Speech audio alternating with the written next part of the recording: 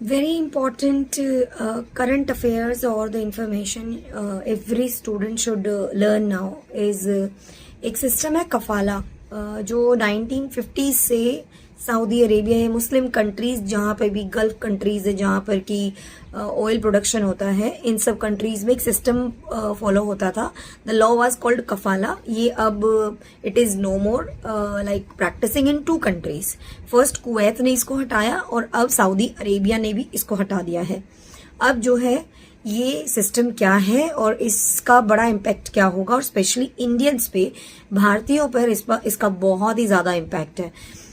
अब कफाला ये सिस्टम है और इसके अंतर्गत क्या होता है कि हाँ, जो कंपनीज यहाँ से लोगों को एम्प्लॉयमेंट देती हैं, तो they go for like in countries के अंदर, गल्फ कंट्रीज के अंदर, जो इस्लामिक कंट्रीज है इनके अंदर वो काम करने जाते हैं. तो जो उनका कंपनी का जो ओनरशिप है, मतलब वो जो पर्सन है जिसके नाम से उनको वहां का वीजा अवेलेबल होता है, क्योंकि उस कंपनी के नाम से वो काम करने जा रहे हैं, तो जो उसका ओनर है उसके नाम से ही उनको वो वीजा इशू होता है. तो यानी काम करने जा रहे हैं वो एक तरह से उनका क्या बन जाएगा, केयर टेकर, गार्डियन.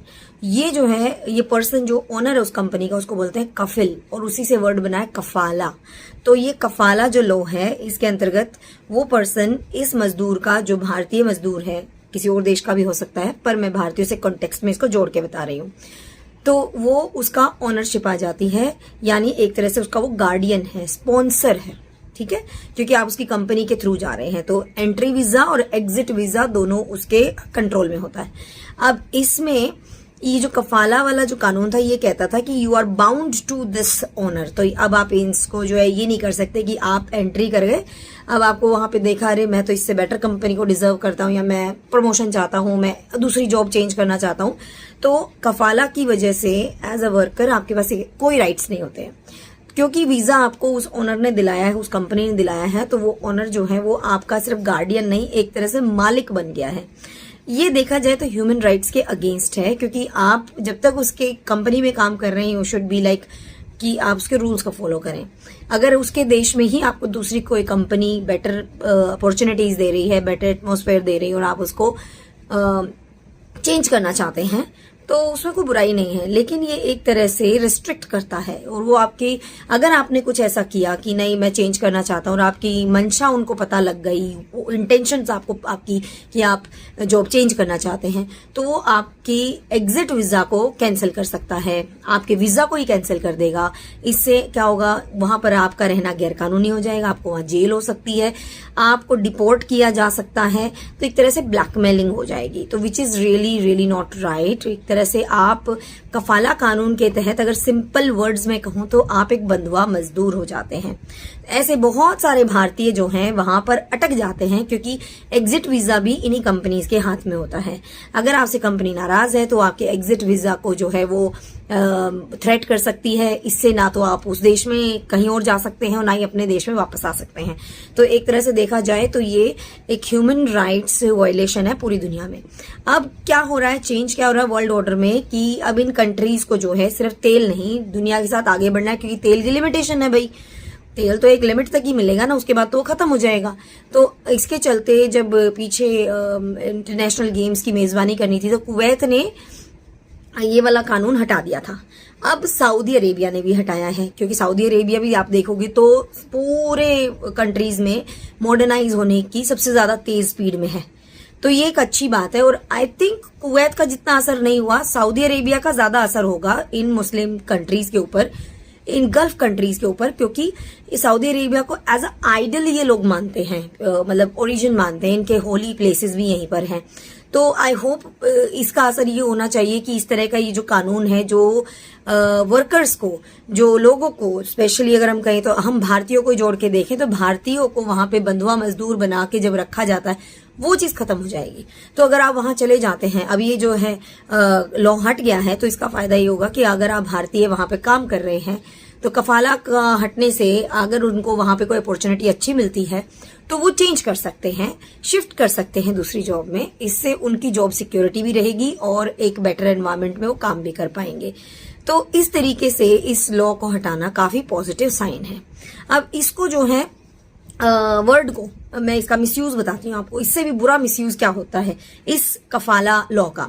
जो लोग यहाँ से शादी करके जाते हैं भारत में आके, आपने देखा होगा बहुत सारे इस्लामिक जो है कंट्रीज से मुसलमान जो है आके यहाँ शादी करते हैं, इसके तहत कफाला लॉ भी लागू हो जाता है और यहाँ से जो फीमेल उनके साथ जाती है उसके ऊपर एज ए गार्डियनशिप उनके लागू हो जाती है। अब वो लेडी जो है ना तो वहां पे कहीं जा सकती है, कहीं वापस भी नहीं आ सकती, ना अपने कोई डिसीजन ले सकती, तो एक स्लेवरी जो है इससे बढ़ी।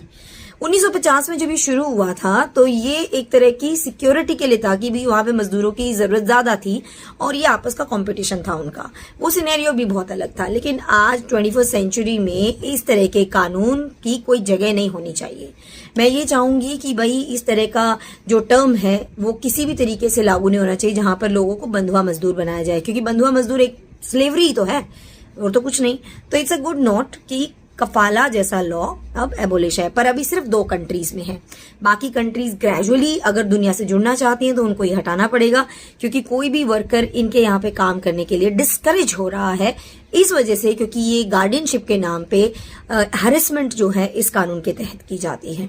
तो this is all about the kafala law and ये आपके करंट अफेयर्स का पार्ट बनेगा। एक रिमार्केबल चेंज है, तो ये आपकी कॉम्पिटिशन्स की एग्जाम्स के अंदर भी इसका पार्ट बनेगा।